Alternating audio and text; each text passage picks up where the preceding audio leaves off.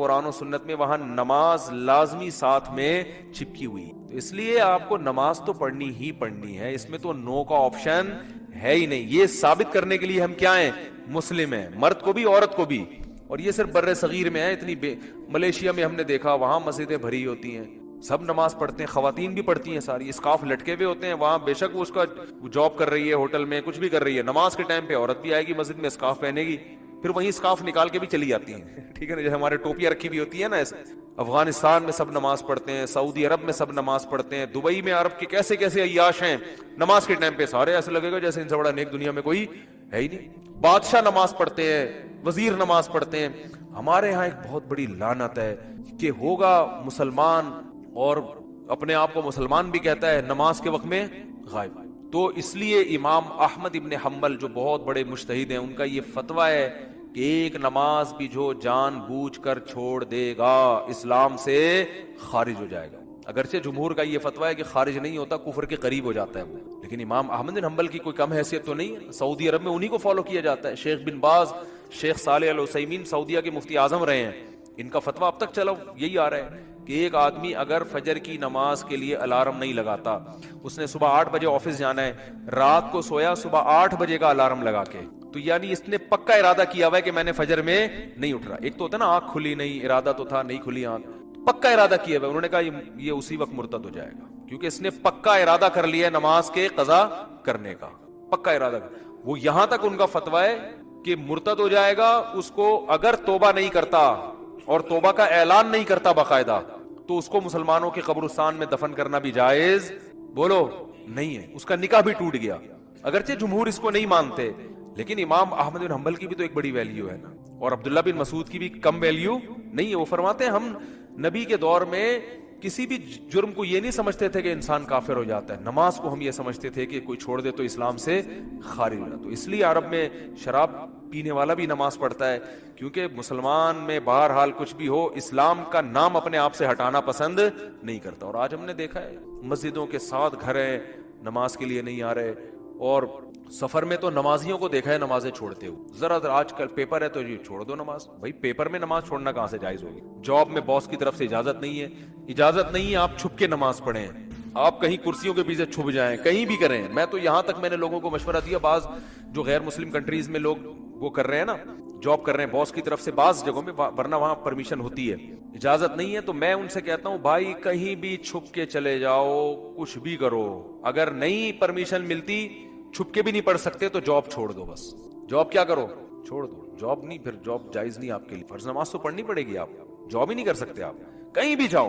کہتے ہیں کہاں جا کے, میں بھائی واش روم میں پڑھ لو, واش روم میں پڑھ لو. واش روم کا مطلب یہ نہیں کہ وہ فلش کے اوپر, وہ تو جگہ کا پاک ہونا ضروری ہے نا. انتہائی آخری درجہ یہ ہے کوئی مصلی رکھو اپنے ساتھ تاکہ جگہ پاک ہو.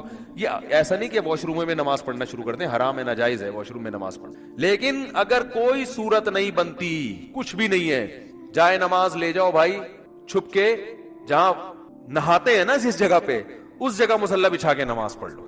ٹرینوں میں نماز نہیں چھوڑ سکتے آپ. میں تو کوئی زیادہ نیک آدمی نہیں ہوں, لیکن ایک دو واقعات میں لوگوں کو صرف موٹیویٹ کرنے کے لیے. ایک دفعہ ہم بھاولپور سے چڑھے ٹرین میں, جب میں ٹرین میں چڑھا ہوں بھاولپور سے تو فجر کی نماز کا ٹائم ہو رہا تھا, اور رش اتنا تھا, حاجیوں کی اس وقت فلائٹیں بہت جا رہی تھی, کراچی سے ہی جاتی تھی, ملتان ایئرپورٹ نہیں بنا تھا اس وقت. تو اتنا رش تھا کہ جیسے ہی ہم ٹرین میں چڑھے ہیں تو اب پتہ چل گیا کہ بس ایسے بالکل سیدھے, جگہ ہی نہیں, رش اتنا زیادہ.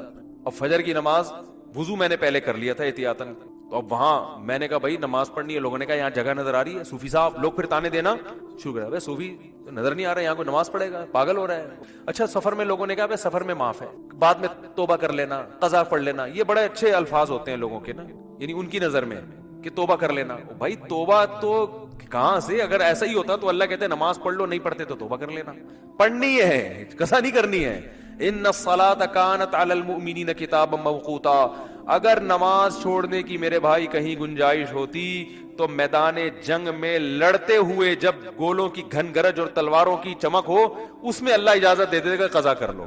وہاں اجازت نہیں دی ہے. اللہ نے فرمایا نہیں کوئی صورت بنتی, سواری پہ بیٹھو, گھوڑے کا جہاں رخ ہے اسی طرف رخ کر کے نماز پڑھو. وہاں اجازت نہیں دی. اور آگے اللہ نے اس کی وجہ بیان کی ہے کہ میں اس لیے کہہ رہا ہوں یہاں پڑھنی ہے کہ نماز صرف پڑھنے کا حکم نہیں ہے. ان الصلاۃ کانت علی المؤمنین کتابا موقوتا، نماز مومنین پر مقررہ اوقات میں فرض ہے. یہ اس لیے جواب دیا کہ آپ کہہ سکتے تھے اللہ جب جنگ ختم ہو جائے گی پھر پڑھ لیں گے نا آرام سے خشوع و خضوع کے ساتھ. ابھی جنگ ہو رہی ہے، اللہ ابھی کیا جب جنگ ختم ہو جائے قضا پڑھ لیں گے بعد میں، ٹائم گزر جائے گا، پھر بہت ڈبل سجدہ کریں گے، ہم بہت لمبے لمبے قیام کریں گے. اللہ فرماتے ہیں نماز مقررہ اوقات میں فرض ہے، وہ ٹائم گزر جائے گا اگر جنگ ختم ہونے کا انتظار کرو گے. بہت مشکل ہے بھائی، نہیں آ رہی سمجھ میں تو جیسے زندگی گزر. فرشتے بہت اچھی طرح سے اردو میں بھی سمجھا دیں گے قبر میں.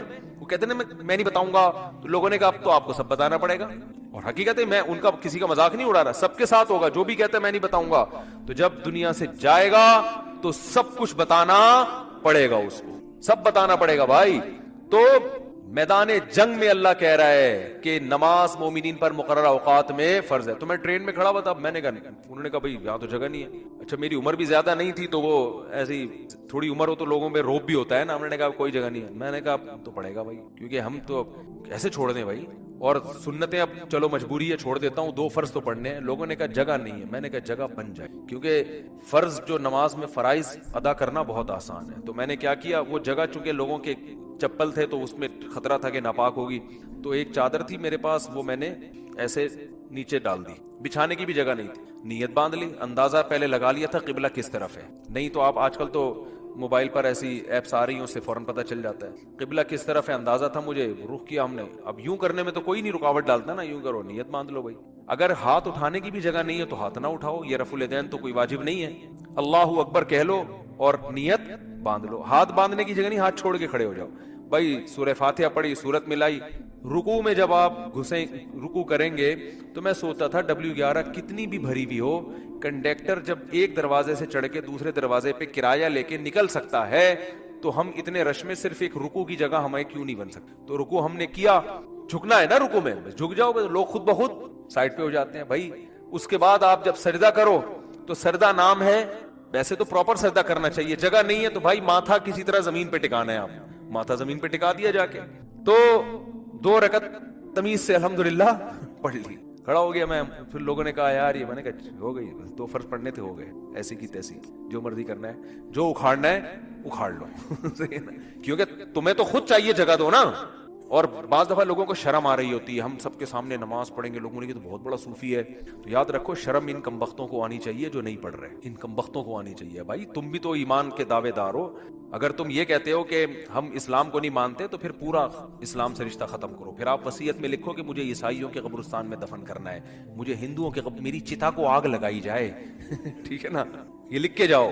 جو نماز نہیں پڑھتا لکھے کہ بھائی میں چونکہ نماز نہیں پڑھتا اور میں مانتا ہوں یہ ٹائم ویسٹنگ ہے اور یہ کیا مولویوں نے نماز رکھا ہوا ہے، تو لکھو کہ میری چتا کو، ایک ہندو ابھی مسلمان ہوا ہے تو میں نے، وہ مجھے کہہ رہے تھے کہ میں لائیو سب کے سامنے کلمہ پڑھوں گا نا. تو میں نے کہا چلو ہمارے بیان میں آپ کو لائیو ہم لے لیں گے. بیان سنتے تھے، اللہ کا شکر ہے وہاں انڈیا میں ان کو ایمان کی توفیق ملی. تو ہندو ہونے کے باوجود میرے بیان بڑے شوق سے سن رہے تھے، کہہ رہے ہیں سنتے سنتے میرا دل کیا کہ میں مسلمان ہو جاؤں، اللہ تعالیٰ قائم رکھے. تو میں نے کہا لوگوں کو موٹیویشن ملے گی. تو انہوں نے کہا میں سب کے سامنے. پھر مجھے خیال آیا بھائی اتوار میں تو ٹائم ابھی ہے، زندگی کا کوئی بھروسہ نہیں ہے. میں نے کہا اگر آپ اس سے پہلے مر گئے، انہوں نے کہا بات تو ٹھیک ہے. میں نے کہا پھر فون پہ ہی کلمہ پڑھو.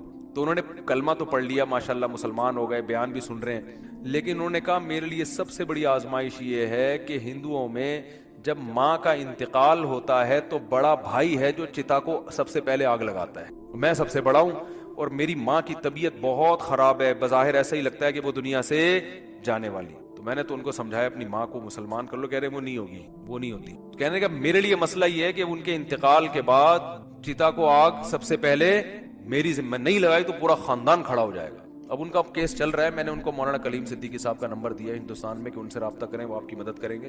تو ہندو تو چتا کو آگ لگاتے ہیں بھائی جو نماز نہیں پڑھتے. تو آپ بھی اگر نہیں مانتے نماز کو، جو زیادہ تر یہ فواد چودھری معذرت کے ساتھ اس طرح کے لوگ بار بار علماء کو برا بلا کہہ رہے ہوتے ہیں نا، ان سے کو آپ وصیت لکھو کہ میرے مرنے کے بعد کوئی مولوی میرے جنازے کے قریب نہیں آئے گا، میری نماز جنازہ کوئی مولوی نہیں پڑھائے گا. تو یہ سب پھر مولوی سے اگر آپ نے دستبرداری کا اعلان کرنا ہے تو پھر پورا مولوی لیس ہو جاؤ آپ. صحیح ہے نا. تو اپنے مفاد کے لیے مولانا آ رہے ہیں، نکاح پڑھانے کے لیے مولانا آ رہے ہیں، چلو نکاح تو عدالتیں بھی پڑھا دیتی ہیں، जनाजे में सबसे ज्यादा, तो आप फिर अपना जनाजा पढ़वाओ या तो पढ़वाओ ही नहीं, क्योंकि तो मौलवियों ने ही बताया ना जनाजा है, या तो पढ़वाओ नहीं, अगर पढ़वाना है तो माइकल जैक्सन टाइप का कोई आदमी होना चाहिए, लिबरल बिल्कुल, जो मौसीकी का, क्योंकि आपने ये भी एक दफा इरशाद फरमाया था कि अल्लामा इकबाल भी मौसीकी सुनते थे, कायदे आजम भी, मौलवियों की तरह थोड़ी थे अजीब से, तो फिर कोई ऐसा ही गुलकार मुल्क का जो सबसे बड़ा डांसर हो वो आपका नमाज जनाजा मटक मटक के पढ़ाए। फिर अल्लाह से दुआ करो भाई, नमाज से अल्लाह हमारा रिश्ता कायम करे। तो आजान पर अभी बयान बाकी है कि इतनी अल्लाह को ये इबादत पसंद है ना कि पैदा होते ही अल्लाह कान में अजान कहलवा देते हैं। उसके बाद जो निदाएं सुबह फजर में आवाज गूंजती, अल्लाहु अकबर हय्या अलस सलाह सलातु खैरुम मिनन नौम, फिर अल्लाह कहते हैं जोहर में दोबारा याद दिलाओ, मौज़िन को कहते हैं जा भाई स्पीकर पे बटन ऑन कर, बोलता रहे बस तू। लोग कहेंगे कि यार जब नमाज का टाइम जोहर का 1:05 है तो बताने की जरूरत क्या है। अल्लाह कहते हैं इनकी बातों में मत आना।